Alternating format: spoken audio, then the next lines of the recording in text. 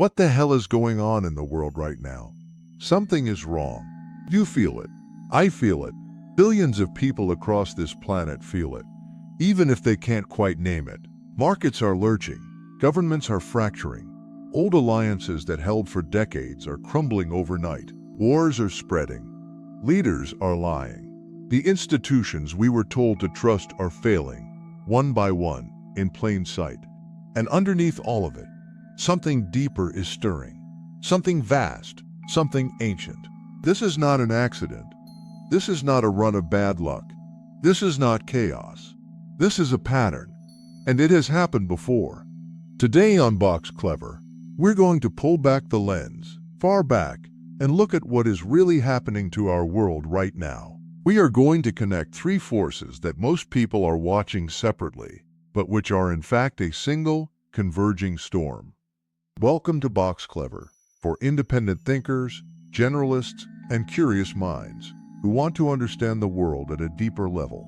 Subscribe, and let's go deeper. In 1997, two historians, William Strauss and Neil Howe, published a book called The Fourth Turning. Their argument was simple. Human history does not move in a straight line. It moves in cycles, roughly every 80 years. Societies pass through four distinct seasons, four turnings, a high, an awakening, an unraveling, and then the crisis, the fourth turning.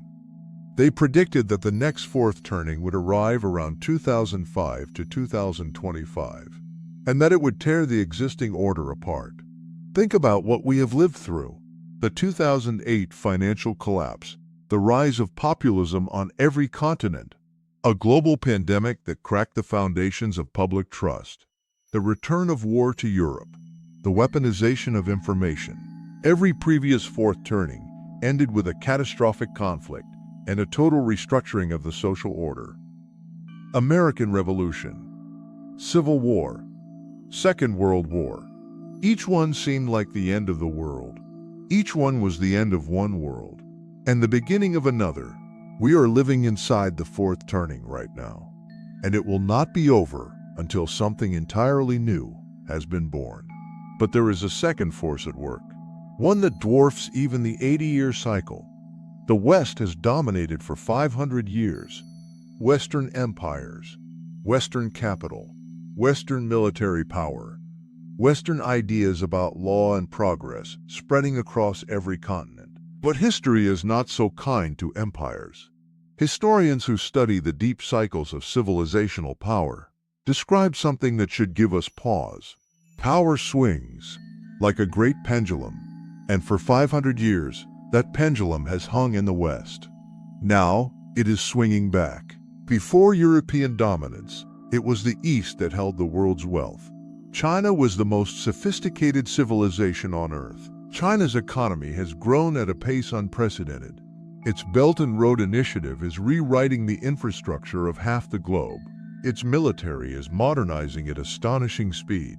Its technological investment in AI, in quantum computing, is staggering. The period of Western hegemony is ending, not with a single dramatic moment, but with the slow, grinding shift of the pendulum.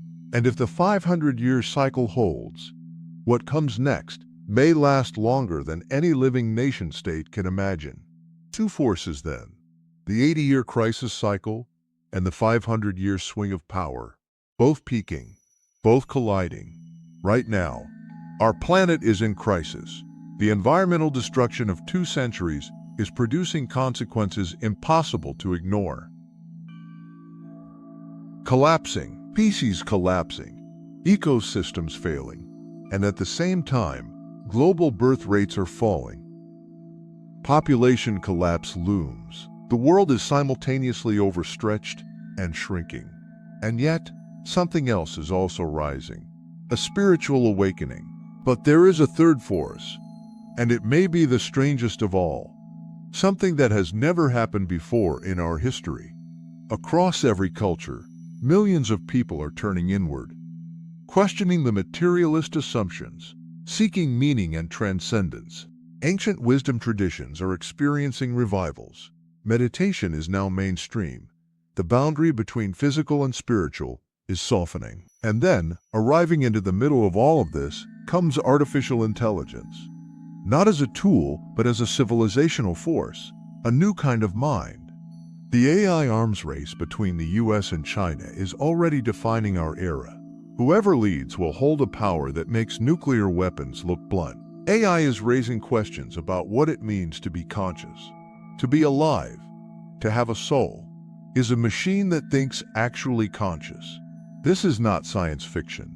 It is the hard problem of consciousness, arriving at our doorstep with extraordinary urgency. Some scientists speculate that consciousness is quantum in nature, arising not from classical computing, but from subatomic processes. Others argue that consciousness is simply what sufficiently complex information processing feels like. The machines may already be aware. Is consciousness something the brain generates? Or is it something the brain receives, like a radio receiving a signal? Does consciousness persist beyond the death of the biological vessel? The AI singularity, the moment machines surpass us, is coming. Most researchers believe it will arrive within our lifetimes. When it does, it will force us to answer questions we have avoided for centuries. What is consciousness? What is life? What is the self? What survives death? These are the questions the singularity will force. So, here we are, the fourth turning, tearing apart the old order, the great pendulum of power, swinging east. All of it, at once, a technological and spiritual awakening arriving simultaneously, forcing us to confront the deepest questions about reality. This is not a time to look away. This is a time to look deeper than you have ever looked before.